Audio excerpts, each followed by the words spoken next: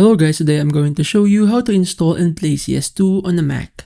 Since CS2 does not have native macOS support, it is recommended to use Crossover, a tool that lets Mac users run Windows applications without needing a virtual machine or Windows license. You can download Crossover by searching it on Google and clicking the first link. So this is their page, is from codeweavers.com. And you can try the free trial before purchasing. Once installed, open Crossover and create a Windows 10 bottle. Then install Steam within Crossover, launch it, and log in.